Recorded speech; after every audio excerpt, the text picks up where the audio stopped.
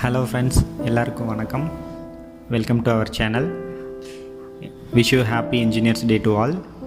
இந்த இன்ஜினியர்ஸ் டேவை நம்ம வந்து பாரத் ரத்னா சார் மோக்ஷகுண்டம் விஸ்வேஸ்வரையா அவரோட பர்த்டேவை தான் நம்ம இன்ஜினியர்ஸ் டேவாக செலிப்ரேட் பண்ணுறோம். இவர் வந்து செப்டம்பர் 15th 1860 1860 வந்து பிறந்தார். இவர் வந்து சிவில் இன்ஜினியராக இருந்து ஸ்டேட்ஸ்மேனாக இருந்து, அது இல்லாமல் 19th திவான் ஆஃப் மைசூர் 1912 19 வரைக்கும் 7 வருஷம் திவானாக இருந்திருக்காரு. இவரோட பர்த்டேவை தான் நம்ம இன்ஜினியர்ஸ் டேவாக செலிப்ரேட் பண்ணுறோம். இவரோட பர்த்டேவை வந்து இந்தியா இல்லாமல் ஸ்ரீலங்கா மற்றும் டான்சானியா இந்த 2 நாட்டிலையும் அவருடைய ஞாபகமாக இன்ஜினியர்ஸ் டே செலிப்ரேட் பண்ணுறாங்க. இவர் வந்து பாரத் ரத்னா அவார்டை வந்து 1955 அவருடைய 93வது வயசில் வந்து பாரத் ரத்னா அவார்டு வாங்கியிருக்காரு. அடுத்து அவருடைய ஃபேமிலி பற்றி பார்க்கலாம். அப்புறம் எங்கே பிறந்தார், எங்கே படித்தார், அதை பற்றி பார்க்கலாம். அவருடைய ஃபேமிலி வந்து தெலுங்கு பிராமின் ஃபேமிலி. அவரோட அப்பா பேர் மோக்ஷகுண்டம் ஸ்ரீனிவாச சாஸ்திரி, அம்மா பேர் வெங்கடலக்ஷம்மா. அவர் வந்து முட்டநகர்லி அப்படிங்கிற வில்லேஜில் பிறந்தார். அது எங்கே இருக்குது அப்படின்னா சிக்கபல்லாப்பூர் டிஸ்ட்ரிக். அது வந்து பழைய மைசூர் கிங்டம், இப்போ வந்து கர்நாடகா அங்கே இருக்குது. இவருடைய அப்பா ஸ்ரீனிவாச சாஸ்திரி அவர்கள் வந்து சமஸ்கிருதத்தில் வந்து பண்டிதராக இருந்தது இல்லாமல் இந்து சமய நூல்களில் வந்து புலமை பெற்றிருந்தார். அது இல்லாமல் ஆயுர்வேத மருத்துவமும் செஞ்சு வந்துட்டு இருந்தார். இவருடைய மூதாதையர்கள் எல்லாம் வந்து ஆந்திர பிரதேஷ் ஸ்டேட்டு, அங்கே பிரகாஷம் மாவட்டத்தில் உள்ள கிட்டலூர் அப்படிங்கிற ஊருக்கு பக்கத்தில் இருக்கிற மோக்ஷகுண்டம் அப்படிங்கிற வில்லேஜை சேர்ந்தவங்க. 3 நூற்றாண்டுகளுக்கு முன்பாக வந்து இவங்க வந்து மைசூருக்கு வந்து இடம் பெயர்ந்திருக்கலாம் அப்படின்னு வந்து சொல்கிறாங்க. மோக்ஷகுண்டம்ங்கிறது அவருடைய ஃபேமிலி நேம். அடுத்தது அவருடைய ஸ்கூல் லைஃப் பற்றி பார்க்கலாம். இவருடைய 15வது வயசில் அவங்க அப்பா இறந்துட்டார். அவங்க அப்பா இறக்கும்போது அவங்க வந்து அந்த ஆந்திர பிரதேசத்தில் இருக்கிற கர்னூல் அப்படிங்கிற அந்த வில்லேஜில் வந்து படிச்சுட்டு இருந்திருக்காரு. அப்புறமா அவங்க அப்பா இறந்தோடனே அங்கேருந்து திருப்பி முட்டநகர்லிக்கு வந்து திரும்பி வந்துட்டாங்க. அவருடைய பள்ளி படிப்பை வந்து பெங்களூர் மற்றும் சிக்கபல்லாபுரா அங்கே வந்து பள்ளி படிப்பை வந்து தொடர்ந்தார். அதுக்கப்புறம் இளங்கிளை படிப்பை வந்து 1881 சென்னை யூனிவர்சிட்டியில் வந்து படித்தார். அதுக்கப்புறம் இன்ஜினியரிங் படிப்பை வந்து புனே அறிவியல் கல்லூரியில் அங்கே வந்து படித்து முடித்தார். அடுத்து ஃபேமஸான இன்ஜினியராக இவர் என்னென்ன ஒர்க் பண்ணியிருக்காரு அப்படிங்கிறத பார்க்கலாம். இவர் வந்து இன்ஜினியரிங் முடிச்சுட்டு first Bombay public work department அங்கே வந்து இன்ஜினியராக சேர்ந்தார். அங்கே சேர்ந்து இரிகேஷன் கமிஷன் ஆஃப் இந்தியா அதில் வந்து நிறையா இரிகேஷன் சிஸ்டம் பற்றி நிறைய பண்ணியிருக்காரு. அதுக்கப்புறமா காவிரிக்கு குறுக்க இருக்கிற கிருஷ்ணராஜசாகர் அணை அந்த டேமை வந்து இவரோட கண்ட்ரோலில் தான் கட்டுமான பணிகளில் பண்ணிகிட்டு இருந்தாங்க. அந்த பணியை வந்து இவர் நல்லா செம்மையாக செஞ்சு முடித்தார். அந்த டேம் தான் ஆசியாவிலேயே மிகப்பெரிய டேமாக அந்த டைமில் இருந்தது. அதுக்கப்புறம் 1894 மைசூருக்கு பக்கத்தில் இருக்கிற சிவசமுத்திரத்தில் ஆசியாவிலேயே முதல் நீர் மின் உற்பத்தி ஆலை வந்து அமைக்க வந்து இவர் காரணமாக இருந்திருக்காரு. அதனால் இவர் வந்து நவீன மைசூர் அரசின் தந்தை என அழைக்கப்பட்டிருக்கிறாரு. அது மட்டும் இல்லாமல் திருப்பதியிலிருந்து திருமலைக்கு சாலை அமைக்கும் திட்டப்பணிக்கும் கூட காரணமாக இருந்திருக்கிறாரு.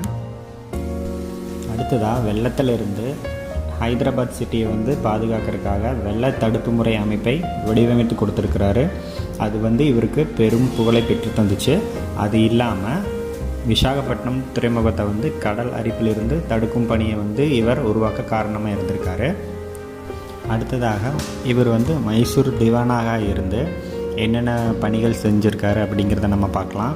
இவர் வந்து 1908 வந்து விருப்ப ஓய்வு, அதாவது வாலண்டரி ரிட்டையர்மெண்ட் வந்து பெற்றதுக்கப்புறம் இவர் வந்து விஸ்வேஸ்வரையா வந்து மைசூர் அரசின் திவானாக வந்து நியமிக்கப்பட்டார். அது வந்து மைசூர் மன்னர் வந்து 4ஆம் கிருஷ்ணராஜ உடையார் அவருடைய ஆதரவில் வந்து இவர் வந்து திவானாக வந்து மைசூர் அரசில் வந்து பொறுப்பேற்றார். இது வந்து இவருடைய லைஃப்பில் வந்து ஒரு மைல்ஸ்டோன்னு சொல்லலாம். இவர் வந்து திவான் ஆனதுக்கப்புறம் நிறையா ஒர்க்ஸ் பண்ணியிருக்காரு. அது என்னென்னு நம்ம ஒவ்வொன்றா பார்க்கலாம். ஃபஸ்ட்டு வந்து இவருடைய கிருஷ்ணராஜ் சாகர் அணை அந்த டேமில் இருந்து இவரோட சூப்பர்விஷனில் நடந்தது. அப்புறம் சிவசமுத்திரம் நீர்மின் உற்பத்தி திட்டம், பத்ராவதி எக்கு ஆலை, அடுத்தது மைசூர் பல்கலைக்கழகம், அப்புறம் Karnataka soap and detergent factory, அது இல்லாமல் மற்றும் பல ஆலைகளுக்கு வந்து இவர் வந்து நிர்வகிச்சிருக்கிறாரு. அது இல்லாமல் நிறைய பொதுப்பணி துறைகளுக்கு வந்து இவர் வந்து பங்களிப்பு ரொம்ப அளவிட முடியாதது. மெயினாக சொல்லப்போனால் 1917 வந்து பெங்களூர் அரசு பொறியியல் கல்லூரி, அது வந்து இப்போ பின்னால் வந்து விஸ்வேஸ்வரையா பொறியியல் கல்லூரியாக வந்து இப்போ வந்து பெயர் மாற்றம் செஞ்சுருக்காங்க. அதில் வந்து இவருடைய பங்கு வந்து அளவிட முடியாதது. அடுத்ததாக இவருக்கு கிடைச்ச கௌரவம், அதாவது ஹானர், அப்புறம் பதவி பட்டம், அதை பற்றி நம்ம பார்க்கலாம்.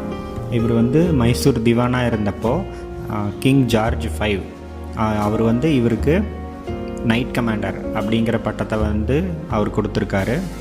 அது இல்லாமல் இந்தியா விடுதலை அடைஞ்சது அதுக்கப்புறமா 1955 பாரத் ரத்னா விருது வந்து இவருக்கு வழங்கியிருக்காங்க.